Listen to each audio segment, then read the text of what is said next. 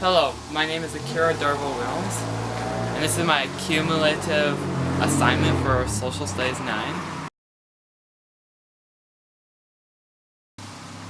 I strongly support Canada's immigration and refugee policies. I think that Canada should continue to fulfill the four objectives of its refugee policy, which is that Canada must save lives and offer protection to people facing persecution, fulfill and affirm its international commitments, grant fair consideration to those who claim to be persecuted, and offer refuge to people facing persecution. In my opinion, Canada should continue to accept refugees into the country, as Canada has a low birth rate, and if we have more workers, we will solve the labor shortages. Also, this way, Canada can help create a stable future for thousands of people fleeing their countries. I also agree with Canada's immigration requirements. The point system in which immigration for foreign workers is based is very fair, and it's also the point system will determine the best workers for Canada. And through the point system, we can determine whether or not these workers are suitable for working here. This also means that Canada is a lot easier to immigrate to than many other countries, and that makes Canada a much more appealing place to immigrate to. If I could change one element of Canada's political system, it would be the abolition of the monarchy. Canada is a country built upon three ethnic groups: Aboriginals, French, and British. Therefore, it is very biased to have a British monarchy as head of state. With tensions between these three major ethnic groups, such as the Oka Crisis and the October Crisis, it's controversial to give this kind of recognition and power to a British monarchy. Canada is also a new nation with a developing identity, and many, myself included, believe that we should step forward from the colonial days. Finally, for a more practical reason, the monarchy costs Canadians a lot of money in taxes. However, I would not mind if Canada stayed part of the British Commonwealth. I believe that the Canadian justice system is already fine and needs no major changes. I think the methods that are used to choose juries are very effective, and they also ensure that the juries are not biased. I agree with the Youth Criminal Justice Act and how it attempts to rehabilitate youth into our society.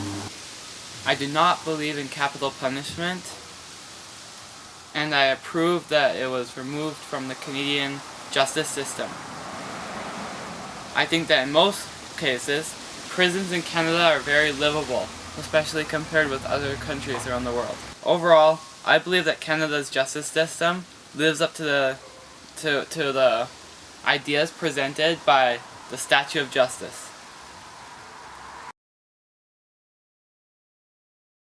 I think that Canada's government should strive to promote greater economic equality among its citizens. I wish to see a form of democratic socialism in Canada, not unlike Denmark's system. Canada has an alarming wealth gap that may cause many problems in the future. But these could be fixed by using a progressive tax system.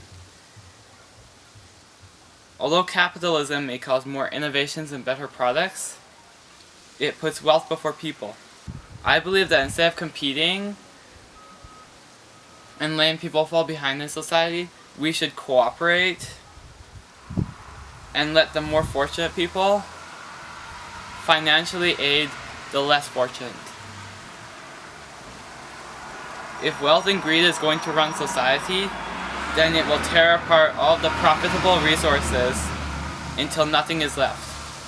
Therefore, I wish there to be more social programs that are paid for by the government through taxes. If there is more equality in society, the poverty level will drop and services shall be available for all to use. This is the oath of citizenship that I've written. I swear that I, under all circumstances, will abide to Canadian law, recognize my rights and others' rights, according to the Canadian Charter of Rights and Freedoms, and take on the responsibilities of becoming a citizen of Canada. I think that perhaps the largest issue Canadians face today is fixing the wrongdoings of our past. Many of Canada's accidents in the past have resulted in social programs today. For example, although residential schools have not been widespread for decades, issues regarding them have carried on to this day.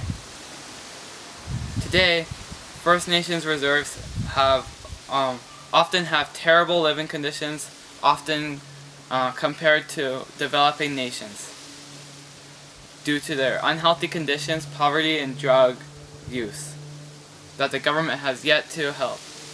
On reserves, suicide rates are also very high. All of these problems carry on through the generations, and we need action in order to stop it.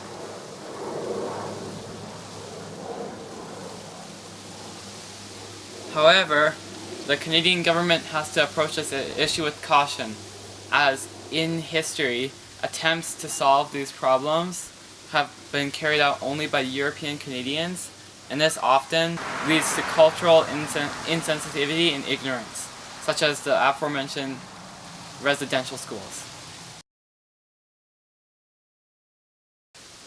Before I started my time in grade 9 social studies, I had just assumed capitalism and market economy was the right way to run a government, because many people around me support it, including some of my previous teachers. However, after spending more time learning about these systems, I learned that I disagree with the profit motto and that I agree with a left-leaning mixed economy. I also learned about what capitalism and communism are, what they support, and what they mean for a government and its people. In conclusion, I would like to tell my grade 12 self that no matter what the circumstances, I must continue to strive to accomplish my goals. I must do my best to solve an issue, or solve the issues embedded within our nation.